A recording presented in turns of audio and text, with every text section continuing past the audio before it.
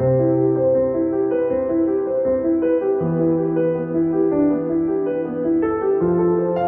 guys, it is Alison from Alison Answers and Lager Counseling Services. Today is a extremely special day.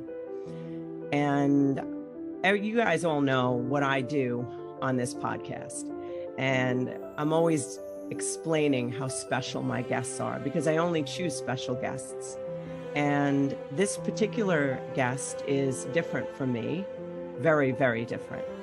And a lot of how I'm going to introduce her will be me reading things because it's emotional for me to be discussing what we're about to discuss. So I am going to welcome my guest and explain to you that I'm both thrilled and afraid to welcome her. You know, she's radiant and she's powerful and she's an incredible guest that I know for sure. Like, I am honored because I know that she will transform your life. I know that she's going to change the way you see pain. She's going to change the way you interact with your own pain and the pain of others. And she's going to open up your perspective on your community and on our world. And one of the reasons that I feel so honored to have her here is because she's special to me personally. And she's personally special to me because I believe that she is on this podcast for me. So, and I really believe that. I believe that because Kayla, and I'm going to introduce her formally in a moment, just everybody sit back and listen. She's a woman who shares in an unimaginable pain that, you know, we share a pain together of the tragic loss of our husbands to suicide. And we also share in a mission of mine professionally and personally, and for Kayla, both personally and professionally. We share in a mission. She's all the way out there on the other end of our country on the West Coast, and I'm on the East Coast, but we share this beautiful desire to awaken the world to this hidden shame that comes along with suicide and the aftermath and the way that our society has learned to hide from it, probably because we're afraid of it. So we're joining together today, and I believe that Kayla is just kind and wants to make sure that another sister who's going through something like this is, you know, she writes at the end of her emails, in this together. And that's what she embodies, I think, as a human being. She's done great things, but besides that, you know, I just want to proclaim her heart as a human being. I want to just give a little bit of a background about her, but I want to tell you and really let you see preemptively and ask you to sit back, take notes. And I ask that you take in her words, even if they don't exactly apply to you. There is no one on this earth who does not experience pain. And by Kayla and where she has sat in life and where I am, we both were people who you would think would be able to stop something like suicide. And neither of us did, you know, we just didn't know. We didn't know. So what we want to share with you is ways to not only get through it if it has happened to you, but also be able to know what to do if you're faced with any kind of difficult mental illness in your family or even in your society, if you see someone. I just want to throw out 3 bedrock principles to consider as we're going through this. One is that, and this is the foundation probably of this podcast and my life, is that pain is transformative. That if we allow it to be, that it has the power to transform our life. And if I see us as being sculpted, and the knife, of the chisel of the sculptor, as a person of faith, I see it as God. It's just allowing, when we resist the pain, we resist the transformation. So it chisels away at the parts of us that are hiding our beauty. And I think that it's been an incredible honor to go through this pain. Didn't want to, and I wouldn't choose it again. But so that's one, that pain is transformative, that a bedrock principle that if everybody here adopts this as a worldview, that there is always a solution and that there is always hope, and never quit before the miracle happens.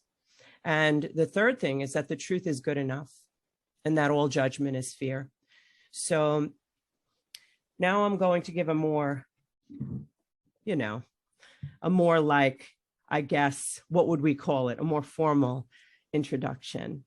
In August of 2018, Kayla lost her husband, Andrew, who is a pastor of Inland Hills Church in Chino, California, to suicide. In the wake of the tragedy, she embarked on a brave journey to better understand his harrowing battle with mental illness and ultimately to overcome the stigma of suicide. With a clear-eyed acknowledgement of how misguided and misinformed she was about mental illness, Kayla, could you pronounce your last name, please? Stoecklein. Stoecklein. Didn't want to butcher it. Kayla Stoecklein shares her story in hopes that anyone walking through this wilderness of mental illness will better be equipped for the journey and will learn to put their hope in Jesus through it all. She's written the book, and I've listened to it. I listen to her voice, which I like to do, Fear Gone Wild. And what a beautiful description of mental illness for the person and for the people close to it. It is fear gone wild. And I just ask that you be prepared for your life to be changed now. So Kayla, welcome. Welcome to this show. And I thank you so much for being here.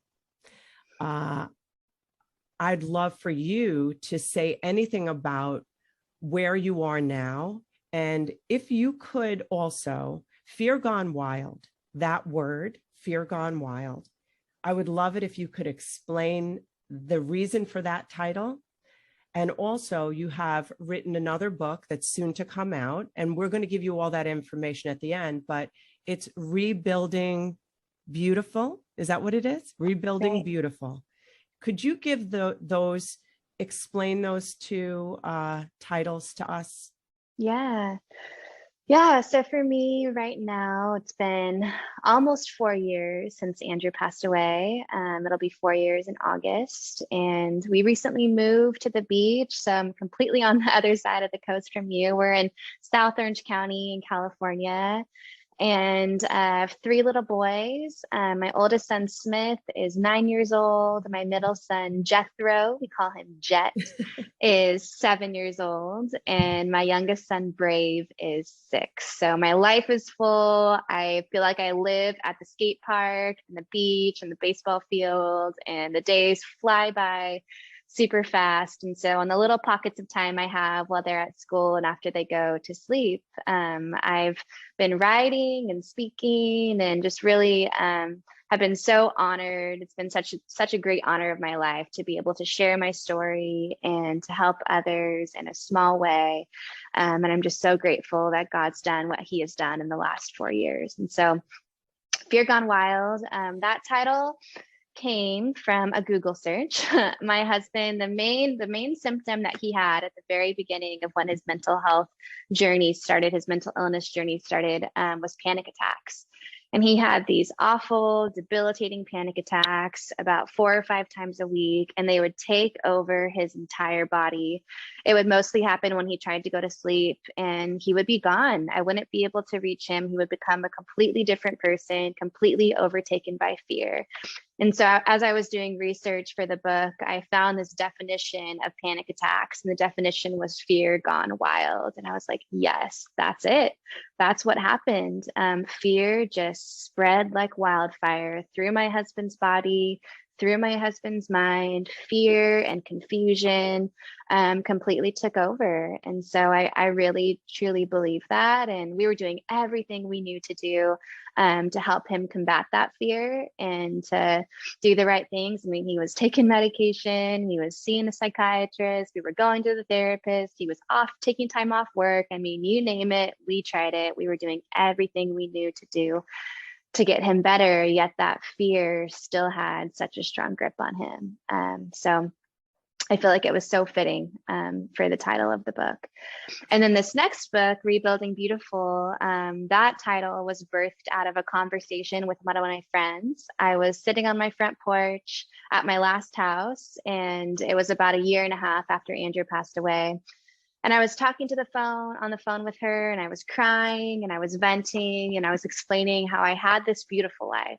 I mean, I had everything I could have ever asked for and more. I had the handsome husband. He was so handsome. He was so successful. I had the dream mom car, big, brand new Suburban. We were living in our dream home. We had just moved into a beautiful home. We were on a 1/2 acre of land, this 4,000 square foot home. I mean, amazing, beautiful, beautiful home, all these tall, beautiful eucalyptus trees. I mean, it was a dream home, dream guy, dream home, dream life, 3 beautiful boys. And it felt like that whole entire life died with my husband. And I was handed this brand new life as a single mom and a widow at 29 years old. And I so desperately wanted to believe that this brand new life could still be beautiful, even though it would be a completely different version of beautiful than it was before. I deeply wanted to believe that beauty is still possible. And so I said on the phone to her, it's as if I'm rebuilding beautiful. And that phrase has just stuck ever since. And so if Fear Gone Wild and Rebuilding Beautiful are the only 2 books to ever write, I feel like they're very good bookends for each other. You know, there's hope beyond the destruction. There's hope beyond the tragedy. And no matter what you go through, I deeply believe that you can pull yourself up by your bootstraps. You can choose hope. You can look up. You can keep going, and you can create a life that's beautiful again. That is so profound. And I just really want to thank you for sharing that. If there's anything that we can say to anyone struggling today, I mean, one of the things I knew at like day 3 after my husband died, I knew I had to make a very quick decision, you know, and I'm thinking that you probably had moments and probably repeated moments that the decision was the power move, you know, to say, like, I remember I said, okay, I gotta decide. Either I roll over, show my neck, and I destruct, because now my children have the potential to lose their mother too, emotionally. And the mama bear in me said, you know what? I have to make the choice to gain more than I lost. I don't care if it takes me the rest of my life, but you know, like the first scoop of dirt on the ground, I'm like, I'm going to take that little, maybe 1/8 of a teaspoon, whatever it is each day, and I'm going to put it on the ground right there and just keep adding. And one day, maybe there'll be a mountain bigger than this. It's hard to believe, but so then I put a journal next to my bed and I decided I was just going to write it. You know, what did I gain today? And I'm curious to know, were there moments like that? And I'm sure they're repeated, because I know, like, you know, one day you just feel like you're just under the water and you can't even function. I know for me it is anyhow. And then you get up again, right? So what is it for you? Yeah, I totally resonate with what you said and agree with what you said. You really do have this decision that you're facing right away in the aftermath, in the shock, in the trauma. What are you going to do next? How are you going to respond? And you're on the ground, on your knees with your face on the floor, and you're asking God and you're asking yourself, how am I going to respond? And for me, whether I responded or not, our story was all over the news. Our story was all over Instagram, all over the news. And I had the opportunity to pick up a microphone and define our story myself and define Andrew's life and the way he lived myself. You know, my greatest fear is that suicide was going to be the definition of Andrew's life. And it was a definition on the headlines, you know, lead pastor, young family, our little family picture, tragically kills himself. Like, it was these horrific news lines. And so I chose to pick up the microphone, and I chose just to decide that Andrew's life would be defined by the way he lived, not just the way he died. And so I began to share publicly, I mean, pretty much right away. I had posted a picture when we were in the hospital and he was on life support. God gave us the gift of one last day with him, which is such a gift when someone dies by suicide or someone attempts suicide. There's not always that gift. They had found him just in time. They were able to get his heart to beat again. So he was rushed to the hospital. He was on life support, and we were able to hold him and hug him and lay with him and play his favorite worship songs and cry with him. And most of the time I was just begging God for a miracle, but we were able to have, you know, that time with him, and it was such a gift. And I posted, I was trying to remember where I was going. So I posted this picture from the hospital room that said, please pray. We need a miracle. Please pray. Because I deeply believe that if enough people were praying, he would live. If enough people were begging God for a miracle, there was a prayer vigil at our church. I mean, thousands of people were praying that he would live, that he would wake up, that he would breathe, that his eyes would open. And so I posted this picture. And so that picture kind of went viral, and then our story went viral because he ended up dying and he didn't live, and they were going to tell the church on Sunday. And I'm sleeping at my brother-in-law's house. Our whole family stayed at his house that week, and I'm sleeping at his house, and I hadn't told my kids yet.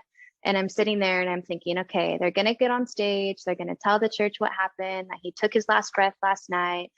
And what am I going to do? How am I going to respond? What now? And so I decided to write. And really my response for the following year, 2 years, now it's almost been 4 years, has been to write and to share and to express. And so any of these like moments that I've had throughout my grief. I mean, if you go onto my Instagram handle is Kayla Stoecklein. If you go onto my Instagram and you go back, you can see that very first picture I posted where he was in the hospital and I'm begging God for a miracle. And you can kind of see our journey unfold from there. And writing and sharing has been so therapeutic for me.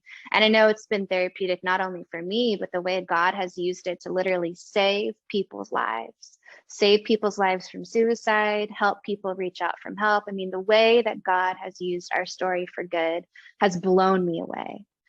And I right away, you know, I saw that even the little things that I was sharing was having a huge impact. I was dropping my kids off at school just a few weeks after Andrew passed away, and a mom stopped me right outside the school with tears in her eyes and said that her husband had checked himself into rehab last night, that she didn't even know he was struggling with suicidal thoughts, that she didn't even know he was struggling with addiction. And he checked himself into rehab because he had read a blog post that I wrote. And then I had people flooding me with emails and direct messages and handwritten notes they were sending to the church that were saying similar things. Like, I finally decided to tell my husband how bad my depression really is. I finally decided to call the doctor and tell them I'm struggling with suicidal thoughts. I was going to pick up the gun and shoot myself, and I decided to call 911 instead. And so it was just so much bigger than me. I kind of woke up and realized I was part of a bigger story. And I think that's true for all of us. You know, all of us are playing a small part in this bigger story. And the way we choose to respond to tragedy matters. The way we choose to pull ourselves up from our bootstraps matters. The things that we write, the things that we share, even if it's just sitting at the skate park and I'm talking to the mom that's there with her kids too. You know, you never know the power of your words. Our words are so powerful. Our stories are so powerful, and all of us have something to share. All of us are a part of this greater story that's happening. And so I was awakened to that right away. And I'm just so grateful that God woke me up to that right away. I'm so grateful that I decided to write that book. I'm so grateful that I've decided to vulnerably share throughout the journey, these moments of pain and these moments of hope, these glimpses into what life is like as a widow with young children. I am so, so grateful that I chose to pick up the microphone and speak. No, I'll tell you something, the way that you have decided to just be completely authentic, right? And that the truth is good enough, and that you're just going to be there. That's what it sounds like. You just presented your life, as an offering, kind of, really is what you did. And I'm thinking in my therapist mind, what's going on in my mind is I'm thinking of the power of holding the space for people's pain. So like by you doing that, how would you describe, I'm thinking that when people hear a tragedy, right? I know that I even tend to do that. It could be anything, any really horrifying thing. We want to separate ourselves from it so that it doesn't, so we feel safe. Mm-hmm. And one of the ways we do it is we have to find a meaning for it. And very often it becomes judgment, right? So it becomes like, I have to blame the victim, or I have to blame someone for this so I can see how I'm different from it. And I think what you did is you opened up the door for the similarities, and you gave people permission to tell the truth, and truth is like the pathway to all freedom, we know Amen. That, truth sets us free, right? And I just feel like you're doing that. You didn't do it. You're living it. You're living truth. And, I mean, God Almighty, that is unbelievable. You're living truth. And, off camera, I was telling you how God showed me that I need to be more honest about what my education is. And you're doing it right off the bat. Like you're just talking about your tragedy and in the face of shame. It's just, you took out your brave card. I always tell people, you know what? Oh God, I just had my victim card out. I better put it away and get the bravery card out. Right. But you just are living with that out. I admire you so much. So what do you think is the power? I'm kind of saying what I think, but what do you think the power is in you just being vulnerable and authentic? I think that it's just that vulnerability is the power. It's the power of going first, of opening the door. When you go first, you're opening the door for somebody else to raise their hand and say, me too. Yep. When you're going first and saying, hey, I'm struggling with this, even if it's, if it's sharing with a friend, hey, I'm struggling with suicidal thoughts. Hey, I'm struggling with depression. I still struggle with both of those things. I don't know if you struggle with them too, but ever since I lost my husband, I didn't struggle before. But ever since I lost my husband, I struggle with suicidal thoughts and I struggle with depression on and off for the last 4 years. And some days it's overwhelming, where I can only lay on the couch and I'm crying. And other days it's light. But what I do on those days when it's really hard and it's really heavy and I know that I need to not be by myself is I pick up the phone and I call a friend and I say, hey, I'm struggling with this today. Hey, I'm not okay. And I think there's just so much power in our vulnerability. There's power in saying, hey, I'm struggling. And you know what? When our friend has one of those days, when our friend has a really bad day, a really hard day, a really tough moment, when they think they can't do it again, when they think they can't get out of bed again and do it the next day, you know who they're going to call? Yeah, they're going to call the friend that's vulnerable with them. They're going to call the friend that's real with them. They're going to call the friend that's honest and truthful and that isn't afraid to share their emotions and isn't afraid to open up their hearts and be vulnerable. I think vulnerability just opens the door for other people to be vulnerable too. Vulnerability helps us take off our mask and look other people in the eye and see who they really are. And it allows them to take off their mask and look you in the eye and tell you who they really are. Yes. So I think that's the key to functioning as a human being. I mean, that's the key to having real relationships. That's the key to helping people who are struggling with mental illness, is being able to really, truly see each other, to really, truly be with each other, to really, truly be in this together. I mean, we have to be willing to be vulnerable. This here too is when you're describing that, I'm thinking of just this thing that I heard Brene Brown say. She talked about shame. You probably heard it. I'm sure you have. Is that shame, if it's put in a petri dish, in the dark, with judgment. Those are the ingredients to grow shame. And if it's put in a petri dish in the light, and with the person, you know, an empath, but the person who's earned the right to hear your vulnerable parts.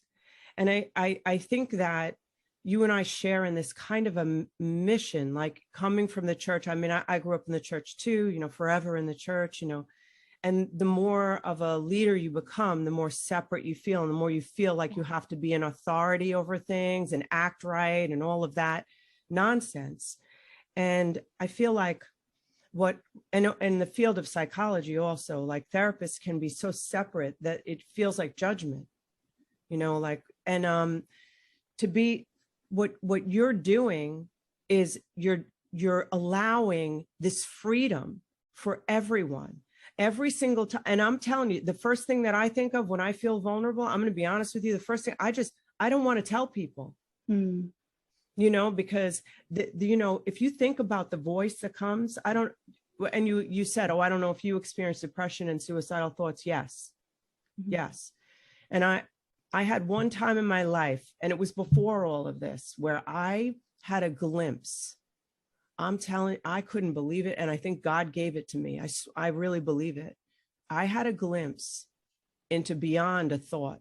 It was like an overwhelming, like no hope, eclipse of any light. Like, I cannot live.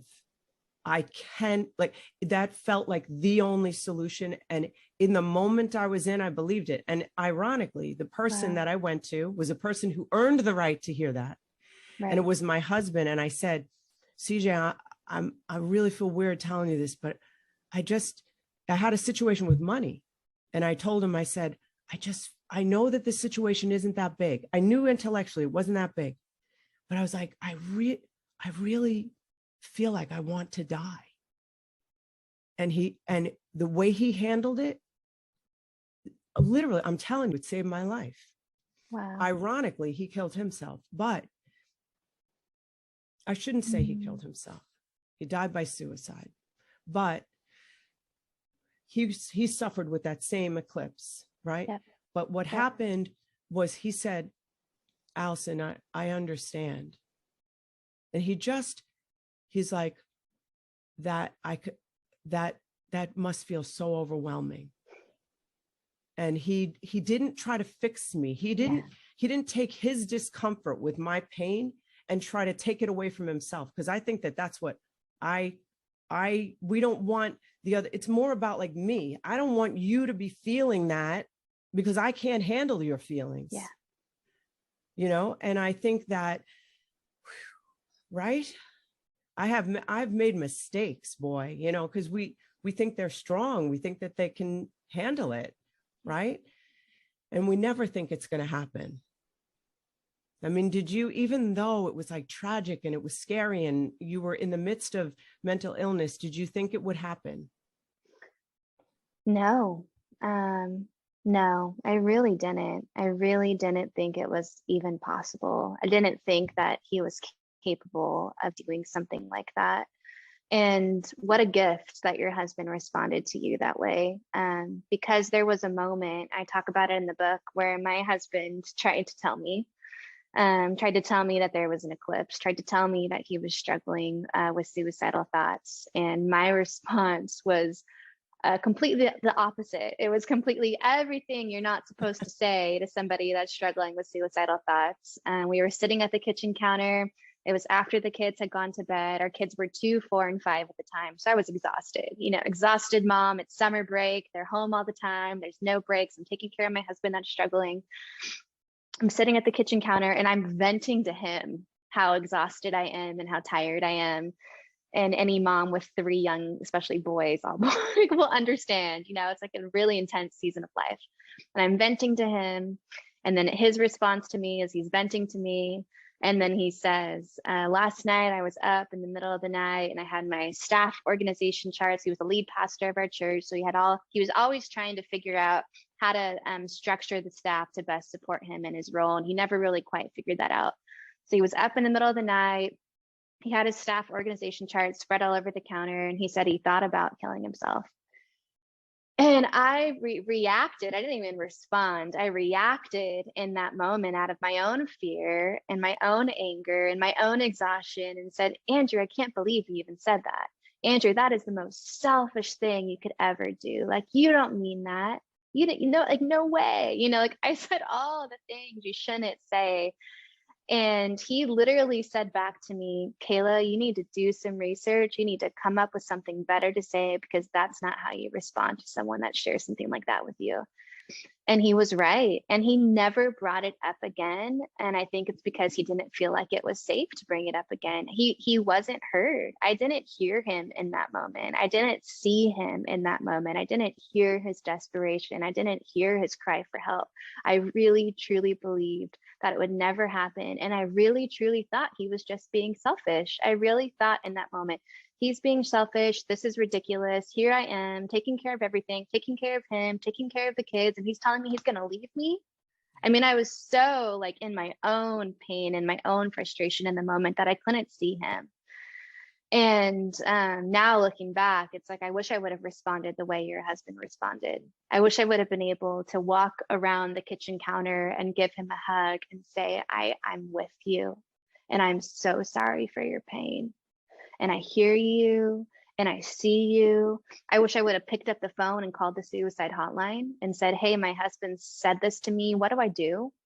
I wish I would have told our therapist, told his psychiatrist, told some family members, told some friends. I didn't say anything to anybody because I didn't take it seriously. I didn't believe it was real. I didn't believe it could ever happen. And it did. And they say, you know, when someone dies by suicide, that typically they do talk about it. Typically there is some kind of conversation where they do admit that they're struggling. And I think oftentimes we miss it. And so for those of you listening, like, don't miss it. Don't miss those moments. If someone is telling you they're thinking about doing something to hurt themselves, it's time to lean in. It's time to take it seriously. It's time to check out of your own emotions for a minute and lean into how they're feeling and ask them questions. I mean, questions are so powerful. There's so many questions I could have asked him in that moment. I could have asked him if he had ever, how far he had thought about it. I could have asked him if he had Googled it. I could have asked him what problem was he trying to solve? You know, what overwhelming problem did he think suicide was going to solve? There's so many questions I could have asked him, and I didn't.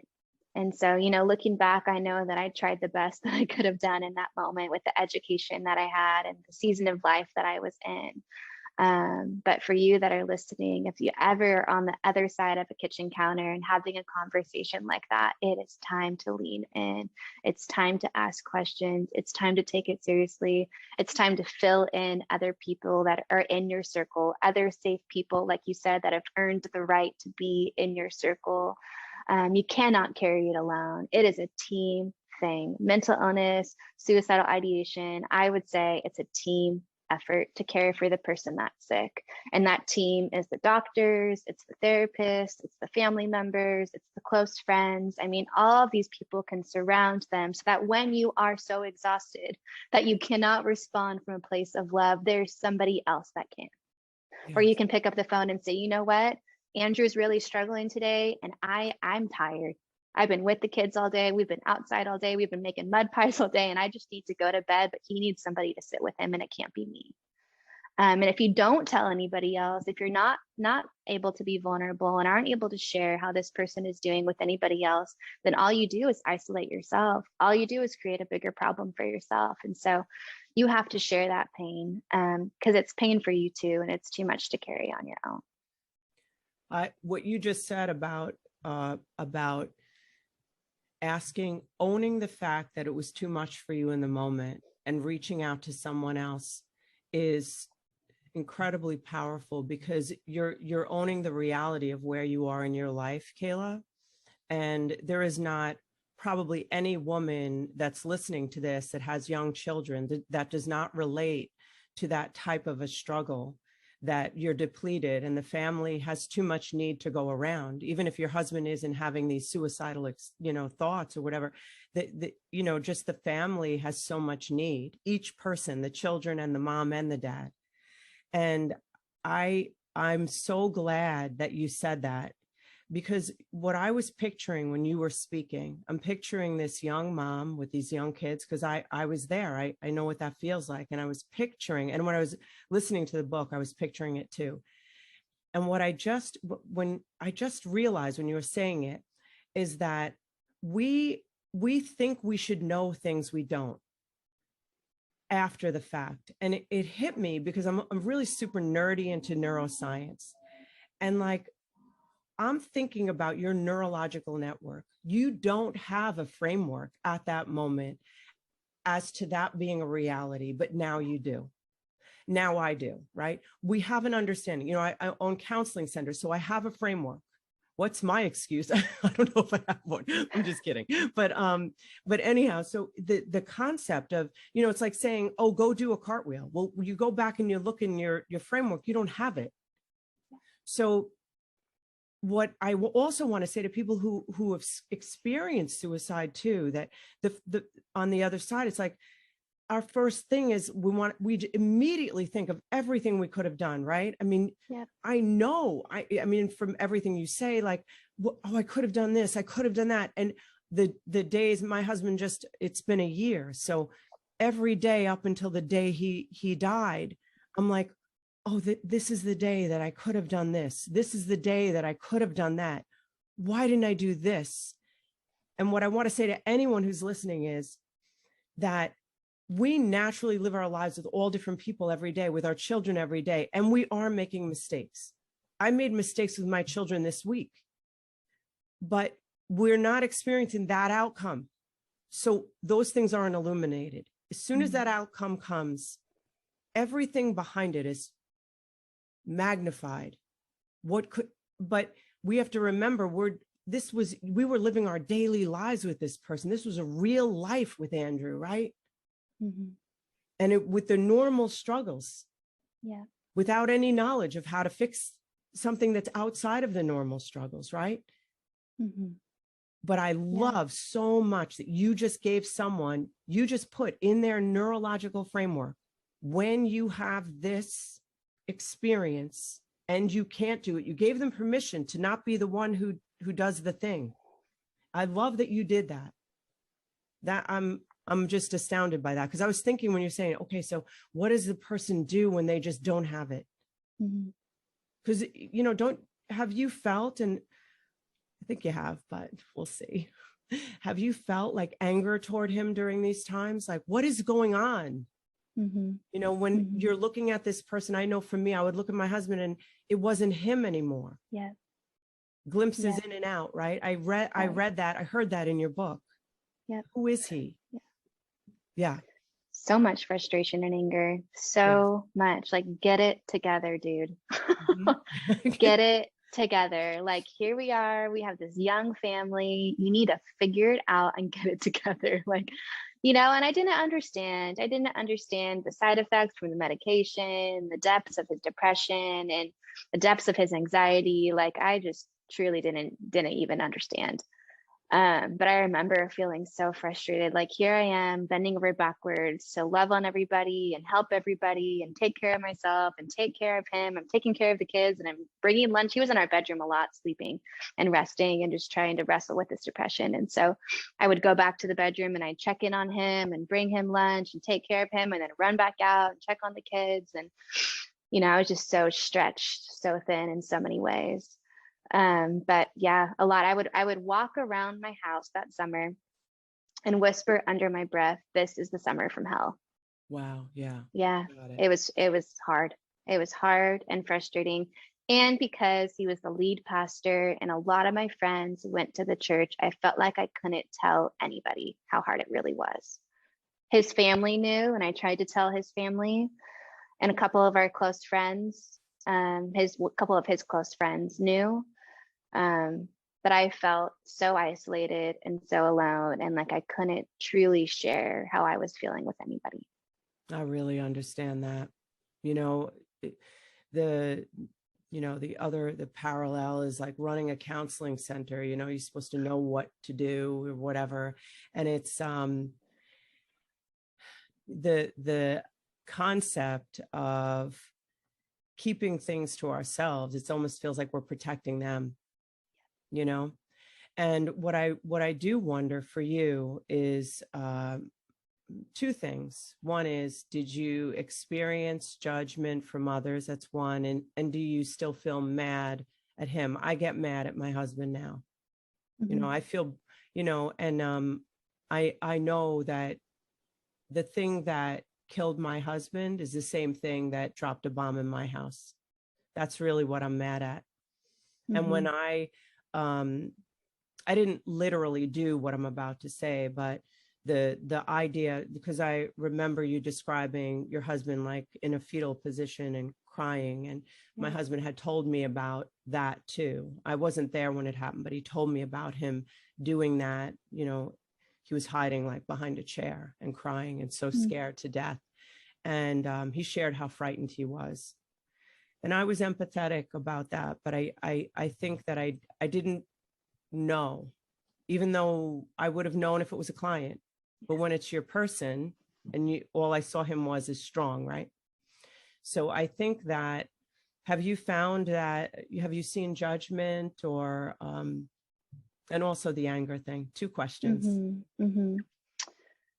Yeah, you know, I think anybody that loses somebody to suicide wrestles with a sea of regret for a long time. I mean, the first 3, 4, 5, 6 months, it was just like this never ending movie reel that would play in my mind of all the different ways I could have saved him. And one of the biggest things that's helped me with the anger, with the regrets, with that never ending reel is seeing Andrew's suicide as nobody's fault. It's not my fault. It's not the doctor's fault. It's not the medication's fault. It's not his fault. It's not God's fault. It's not anybody's fault. It's a tragedy and nobody is to blame. I honestly, I've described his death as like a child drowning in a swimming pool at a birthday party. They are surrounded by people. Andrew was surrounded by people that loved him. And if any of us knew he was drowning, we would have jumped in the water and saved him. We just had no idea. We had no idea. And so that's been super helpful for me, is just to take the blame off of everybody. It's not anybody's fault. This is a horrific tragedy, just like any other horrific tragedy, and nobody is to blame. And then something that, the psychiatrist shared with us early on, you know, he was totally shocked and surprised by Andrew's suicide as well. And one of the things he said was that 90% of suicides are impulsive. And for me, you know, a light bulb just kind of went off in my mind of like, okay, this was an in the moment, overwhelming flood of pain that many of us are incapable of understanding unless we've lived it, unless we've had that experience like you were talking about, where the lights go out and death seems like the only option. I've heard it described, another author described it as being trapped in a burning building, and the only way to escape the flames is to jump out the window. Andrew was trapped in his own pain. He was trapped in his own fear. He was trapped in his own depression and spiritual warfare and all these things that were going on inside his mind. And in that moment, when the suicide happened, he felt like that was the only way out. And so that has really helped me. It's just helped me a lot to take away that anger and to have compassion, to replace the anger with compassion. And even as I share more with my kids as they get older and they have questions, and now we've talked about suicide, they know what suicide is, and they know that dad did something that caused him to die. They don't know the means of it yet, and they'll find out more as they get older. But age appropriate information I've been able to share with them, and I've been able to share with them in a way that's compassionate, in a way that dad didn't just leave us, you know, that it wasn't the medication's fault, it wasn't the doctor's fault, it wasn't anybody's fault. Daddy was sick. His brain was sick, and we were doing everything we could to help him, and we couldn't. And it was the illness that took him. Just like any other illness, mental illness, depression, suicidal ideation, is just as powerful and deadly as any other illness. And so a lot of that has helped release me from my anger and from my regrets. You know, my son said the day that it happened, he said, guys, we all have to just stop. He was 25. He said, We all have to just stop and realize that the man that we love so much got sick and died. And I was like, wow. Yeah. And it's exactly what you're saying. And it's really, if you think about it, the person that we know, our husbands, we know that they couldn't see us in that moment. It wasn't even possible. They couldn't see themselves. I do believe that someone else killed him. Something else killed him. And and hurt us too. Right? Because the people we know wouldn't have done it. Yeah. I'm with you 100% in that. Yeah. It wasn't, I say that a lot too, is that it wasn't him. No, it wasn't him. And it's also like, I think about when somebody dies, drug overdose, like we have a lot of that, that we see here or whatever. So like what can happen is that the person gets frozen. It's like in our minds in that time, at that time. Yeah. So they're frozen at that moment. And that's like what you're saying. You want them to remember him, how he lived, not how he died. And your husband's still living. Well, we know that they go from life to life. We know that he's still alive, but the real, like he's living because of, like, I feel like all of the people he would have touched in the church, we've discussed this, like he's touching all, like the real broken, like the really broken. And when you describe the pool, right? I love that because, how many people would judge the parents by the pool? Yeah. They would. Yeah. Right. And it's like, but the truth is the parents would never let their child die at the pool. Right. And I think about how many people right now, anybody listening to us, and I know me, I do it too, that suffer in silence. Say, all right, I got to pull it together, And how many days can we do that? Can we lie to ourselves and to others? It's incredible. And when anything shared with a person who earns that right, it dissipates it. It's real. We want you to know, like, I know that Kayla wants it. I want you to know that you can reach us, that you can reach out to a suicide hotline. You can, DM me, DM Kayla. Maybe I shouldn't say that. Should I not say that about you? You can. No, you can say that. You could call her on her personal line if you want. She has a whole team of staff. I'm kidding. No. But anyhow, we really want you to know that there is always hope and that this moment isn't the only moment that we lived. Anything can happen. You can walk out your door and meet one person, have one experience that changes your entire life, that it's completely different and it's not as dark. So Kayla, tell us from your heart, like how things are now. Like you were described going back into those dark places. Some days I'm like, I feel crazy. I'm going to be honest. I'll be in a store and all of a sudden I feel like I'm going to have so much anxiety. I don't even know where it came from. I'm like, it feels like it's PTSD. Like what, like, and I don't even know what happened, like feel like I'm going to throw up. And it's hard because you're trying to live life, you're trying to raise children. So what do you do? How are you recovering? Yeah. I would say the first 3 years were the hardest. That it wasn't until after that 3rd year anniversary of his death that I really felt like I could come up for air again. And we're headed towards the four-year anniversary this summer. And I can honestly say, like, we're doing pretty dang good. Like, in 2020, in the fall of 2020, COVID, changed everything, the great shakeup for a lot of families. A lot of people moved and all different kinds of stuff. And so for us, my boys were pulled out of school. We were still living in the city that my husband had passed away in the surrounding cities right there. I couldn't even go to Trader Joe's without passing the physical cemetery where he was buried. And so for me, you know, I would bump into families at drop off and pick up. My boys were going to a little private Christian school, and a lot of the families went to our church, and I would hear about the new pastor. And for me, it felt like not only was I passing the cemetery often, it felt like I was living in a cemetery.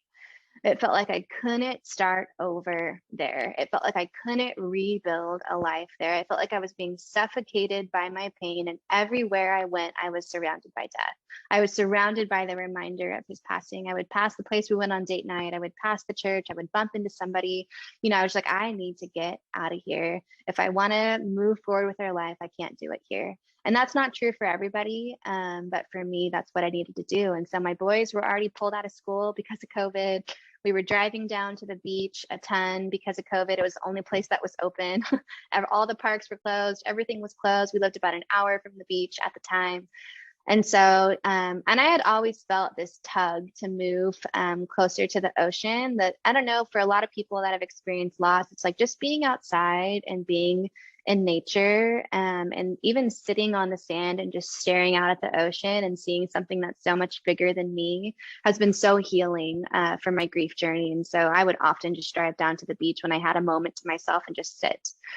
And so I'd felt this tug to move closer to the ocean since Andrew passed away, you know, and I thought, you know what, everything's already out of order. Everything's already out of whack. The boys are already out of school. If we're going to do it, now's the time to do it. And I was terrified. I mean, petrified, so terrified to pull my boys out of a private Christian school that they love, to take them away from their friends, to take myself away from family that was super close by. My dad was just a few streets up the street. And I was terrified. And I decided that if I didn't do it then, I would spend the rest of my life wondering, what if I had? And so that was enough motivation for me to say, you know what, this is the time to do it. And so we did. We took the leap. We moved. Thankfully, two of my best friends live in the city that I moved to. And so I had a built-in community right away. And my boys are thriving. I mean, they're thriving. They're going to the public school down the street. We can ride bikes to school. We can walk to the ocean. They've made a bunch of friends. I've made a bunch of friends. And what I did by moving was I gave all of us back the power of our story, that we get to tell the story on our own terms. We get to share what happened on our own terms. Our story is not going to be told for us. Most people that we bump into, most families that my friends, you know, that my kids make friends with at school, they have no idea about Inland Hills Church or Andrew Stoecklein or anything that's ever happened to us. Where we lived before, a lot of the families went to the church. And so it would have been something that followed my children growing up.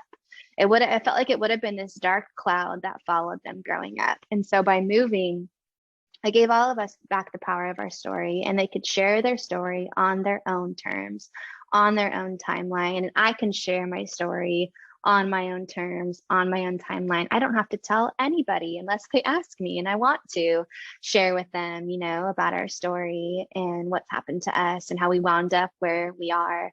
But it has been such a gift. It has been such a gift to be closer to the ocean. It's been such a gift to be closer to two of my best friends. It's been such a gift to start over, to start fresh in a city where there's no memories. My husband and I had never spent time here. And so it really is just like this fresh, I'm not bumping into my grief. If I want to go to the cemetery, I have to drive an hour to go. I'm not passing it on the way to the grocery store. I'm not passing the places where we went on date night as I'm driving through town. I'm not bumping into the families that used to go to our church at drop off and pick up. It has been such a massive gift that I didn't even really fully understand when I was packing up the boxes and we were about to move. But we are thriving. My boys are thriving. They're happy. They're so happy and doing so well. And they will grieve the loss of their father for the rest of their life. And I describe their grief as like a slow dripping faucet. You know, it's slowly going to drip in over time. They're slowly going to understand the totality of what happened and the story over time. But they are doing so well. I feel like I can breathe again. I don't feel like I'm living in a cemetery anymore. So yeah, we're doing really, really well. And I'm just so grateful for all the open doors, and God's timing in it all too. Even with buying our house down here, like I couldn't afford it. Now the market's gone crazy. Even the timing of that, like I bought it right before all of the housing market went nuts. And so just so grateful. And we're in this little house by the sea, and it's just such a gift. There's so many things that you just shared that I resonate so much with. The draw to nature. As soon as my husband died, I was in the yard. I needed to be with like trees and plants and flowers. And I think there's something to that. Now that you said it, I see it. And I feel the desire to live somewhere has more of nature around me, which is so interesting. I just wanted to point that out. And I was thinking about what you just said about your children, and that they'll have grief, their whole life. But then I was thinking about them growing up as men. I also have 3 boys, and I'm thinking that this is like interwoven in their life's development, their story. But the beauty is the demonstration. They have built into them the compassion, built into them the depth of resolving tragedy by watching you. That it's been woven into their lives, their development, as hard as that is, to watch your mother through so much struggle and difficulty, and then the triumph, tragedy to triumph, tragedy to triumph. Like, think about the muscles that you are building in them. It's incredible. And it's, very often, like, we think, I always want this perfect Christian home, like everything to be just so, and none of that is real. And I feel like when that happens, when it's that illusion of perfection is there, the depth of love and connection and all of that is lost, because sometimes kids they're not able to understand pain and love, the real love. I'm not criticizing anyone at all, God. No haters, please. But just no. But you're a beautiful, beautiful soul. And what you've given me, and you're continuing to give me, is the boldness. It's very hard for me to share my story out loud, because as soon as I start to say it, I cry. And I never know when it's going to happen. Like right now, I didn't think it would happen, and it does. So I think what you've done is you tell the story through your tears. Like, you do the thing through your tears. And that, that's very brave. And I love that about you. And, and I believe in being honest about suicide, but I think that I've held my, well, maybe whatever it is, my image close to my chest, so because it feels like a wreck inside sometimes. And when you're like, I just want to say one other thing about you being a pastor's wife, girl. We have to just do this for a second, and that, but the thing about that, now, life is on display. When you're a leader in the church, I was a leader in my church, whatever, right. Like, people are watching you, right? And I'm thinking about being in that neighborhood, and the way you said, others telling your story. It's incredible. This I want to say to people who are grieving now. When we see someone, I'm wondering how you feel about this. Let's say you run into someone and they have a perspective on you. Oh, poor Kayla, poor Alison. It almost feels as if, for me, that either I have to be sad, I have to demonstrate something that they expect from me.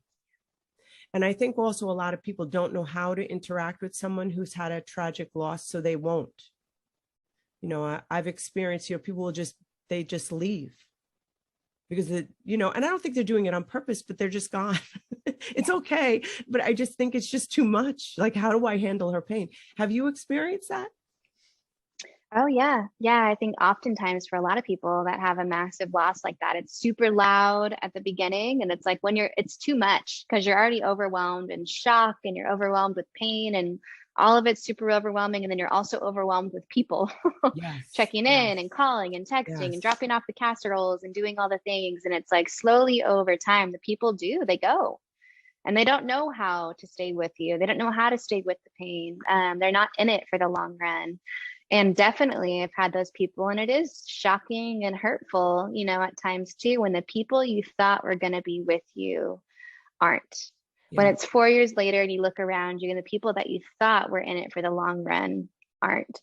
Yeah. But I do have friends that are. I do have friends that'll still, just last week was my husband's birthday on May 19th. He would have been 34 on May 19th. Wow. And had a few of my friends call me a few days before and check in and say, how are you feeling about Thursday? How are you feeling? They remembered that I didn't even tell them that his birthday was coming up. They just remembered on their own. And how are you going to celebrate? And what can we do? How can we support you? And just so, so grateful that people still remember. And so, so grateful that people can see me not only as the victim, like you said, it's like the people can look at you and see like, oh my gosh, that horrible thing happened to her and poor Alison or poor Kayla. It's like, not only do they have that perspective of, yes, this horrific thing happened to me, but they don't just see me as a victim. They see me as a human being, Yes. Yeah. and they're able to see how I've overcome, the beauty of staying with somebody through all the seasons of loss. They lost and then they're rebuilding their life. The beauty of staying with somebody as they rebuild their life is that you get a front row seat. Yeah. You get a front row seat to watching them persevere. You get a front row seat to courage. You get a front row seat to bravery. You get a front row seat to honestly just like sit back and be absolutely blown away that this horrific thing could happen, yet here they are. Yes. They're still standing, they're still moving, they're still choosing to get out of bed every morning. And to be the friend that's willing to show up and knock on the front door when they know that it's been a hard week or it's been a hard day, or that 4-year anniversary is coming up, or that hard birthday is coming up, to be the friend that still checks in 4 years, 5 years, 6 years, 7 years, 10 years later. Those friends to me have been such a gift. So I would just encourage anybody that's listening that don't forget that person. Talk about that person that they lost. My friends still talk about Andrew. They'll make jokes about Andrew. Uh-huh. They'll make comments about Andrew. And it's so healing for me and for my kids to hear their dad's name and hear stories about their dad, and to know that he's not forgotten. To know that my pain's not forgotten, and to know that Andrew's not forgotten has been such a gift. Thank you. That's really very true. And I think that a tragedy like this, it kind of gives like an audit, like it raises our friend group list. It clears out or it brings in, who's going to be there. And I've experienced that too. Incredible. Like my husband's, the anniversary of his death was about a month ago, and I could not believe the people who reached out.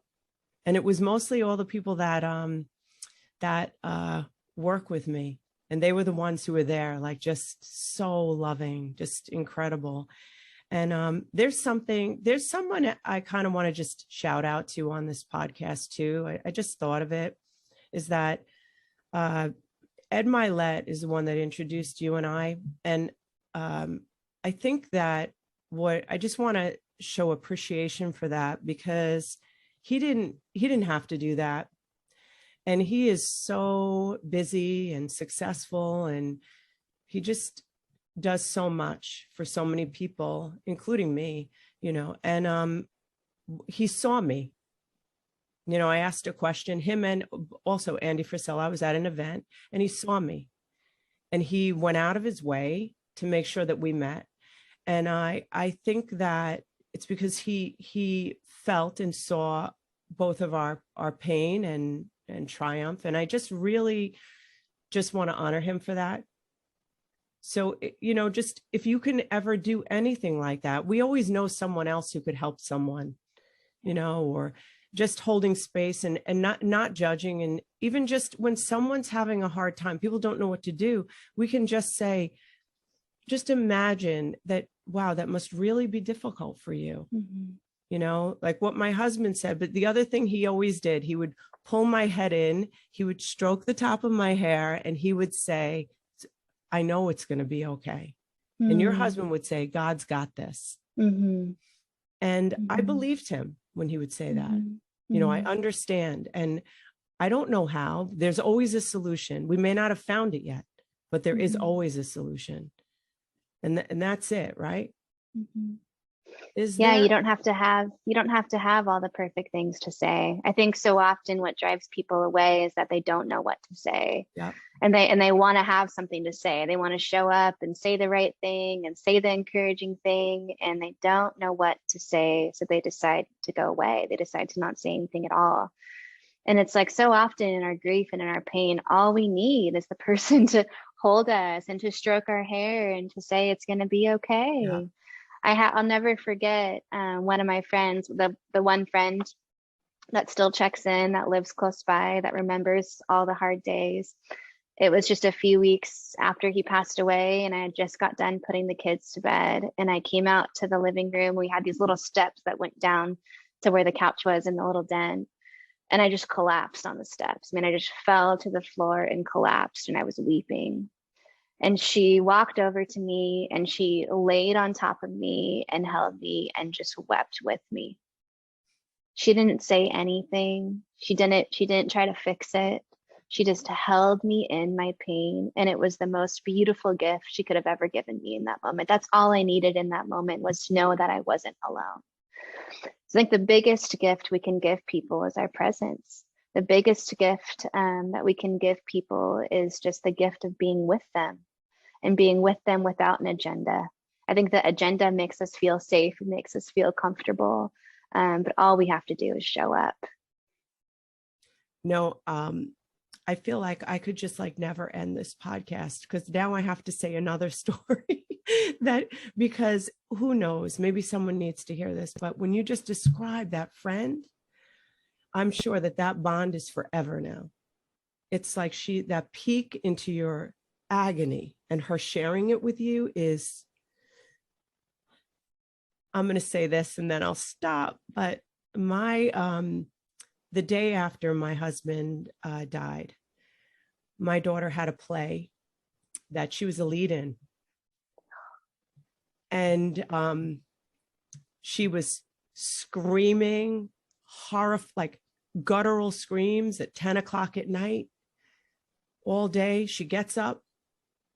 All of us are like in agony. She said, can someone give me a ride to school? We're like, what? She's like, I'm going to do my show. We're like, what? So then we all knew we had to go because we can't leave her.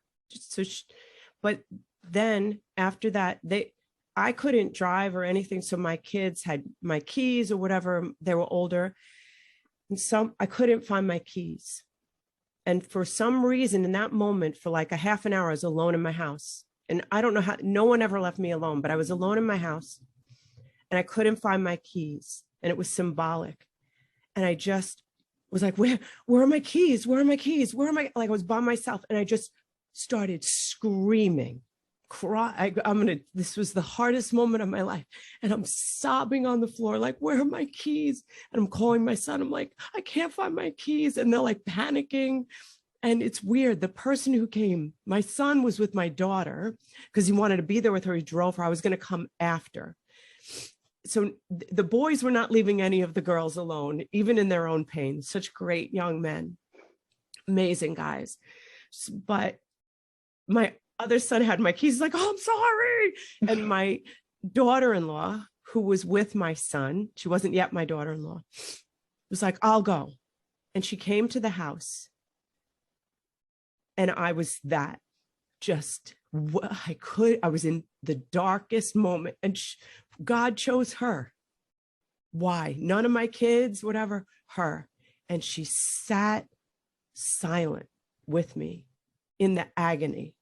And from that moment, she became like my person. Like she means more to me than most people in my life, because I never even went in that dark place ever in my life. So it was new to me, and she went there with me. And that just, it sealed it. Yeah. I would just never be, our relationship, I could cuddle on a couch. She's like my child. I don't know what she is, my mother. I don't know what the hell she is. She's something big. But anyhow, so how do I never know? Tell me what you're feeling, love. Now I'm just in those emotions with you, and in those moments and in those memories with you. It's like, as we share these stories, you're taken back to those moments, and just so grateful for the people that have chosen to show up. Yeah, it brings tears to my eyes to hear you talk about it, and it brings tears to my eyes to remember that moment too. It's like, and to see, how far I've come, and how far God's brought me on this journey, and just so grateful for the people that He brings to walk alongside us. And yeah. And you know what you are? You're the 4-minute mile, girl. You know what that means? You're the one, you're doing it, and the people who today have lost someone, they can see that, I'm a year in, you're 4 years in, but we can overcome, we can triumph, right? Yeah. And we'll continue to. All you have to do is decide, a minute at a time, and you don't have to do it perfectly. And you could throw up on the ground, and you can be in CVS and feel like you're going to, the whole world is looking at you, and you're going to have a panic attack, and you could still do it. You could still cry and hate how busy your life is without them, and have to figure it out and do it messy, right? Yeah, it's all of it. Yes. It's all of it. It's horrible and terrible and beautiful and wonderful all at the same time. Yes, it is. So I guess I will have to land this plane, because we can't spend our lives together, Kayla, except I'd like to cuddle on a couch with you. Anyhow, I just love knowing you now. And I just want to thank you for sharing your life, with everyone and with us here today. And I'm going to do my best over here on the East Coast to follow your lead, and to continue to just be honest. And I'll never lie about suicide. God, I want to say one more thing, and then I'm hanging up. I promise. Just one more thing. The thing about evil, all it takes for evil to prevail is for good men to do nothing.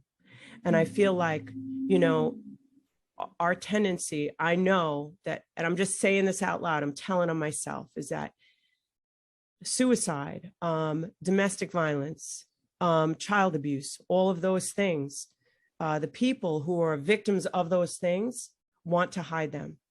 And I think that that's evil's way of keeping it alive.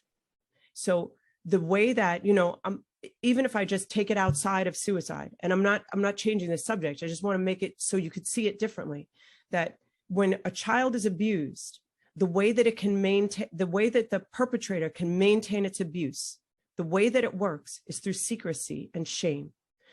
So anything that's dark or evil will tell the victim that it's their fault, and that it's something to keep a secret because you're a part of it. And I think suicide comes right along with that, because I think evil doesn't change its tune with anything. So I do think that suicide comes from an evil spot. And I don't know if you think I'm crazy. I don't even think I care, because I think it's true. And domestic violence too. How come the people who are the ones who are experiencing the tragedy are the ones who feel guilty about it? They absorb the shame of that evil act, whatever that is. Now, I'm not saying the person who died by suicide is the evil one. I'm not. I'm saying the eclipse that went over their mind, that they were no longer them in that moment, that killed them. That's the evil. And when we contribute to that shame, and we keep it a secret, oh, don't tell anyone. No, because if we want to change the world, and that's what I said in the beginning, that this podcast, not this podcast, but what we're talking about has the opportunity, if you change your mind to change the world, and it can change the way we see these dark things. So I'm asking you guys to see it, and also notice that don't allow yourself to judge because you're afraid, or when you see someone who's in a state of shame because of what someone else did or something else did to them, and they're absorbing it, you want to help them separate the shame from themselves. And that's one of the things with suicide that we do here. I mean, every person who's suicidal, we say, do you actually want your body to die, or do you want your pain to end? And we help them separate the pain from their body, like that they're two different things. Now let's look at the pain, right? So it's the same kind of thing. And I could talk forever, and maybe I'll just make a podcast rambling about this, but so I'm going to end the show, and please, Kayla, how do people get in touch with you? We're going to put it in the show notes and everything, but how would they reach you? What do you want them to know? Yeah. KaylaStoecklein.com is kind of a landing page that I have. And then Instagram is where I'm the most active. And my Instagram handle is Kayla Stoeck. And I want to ask you guys to do me a favor. Would you please pre-order Kayla's book, Rebuilding Beauty? How do we do that? Is it Amazon? It's on Amazon. Yeah.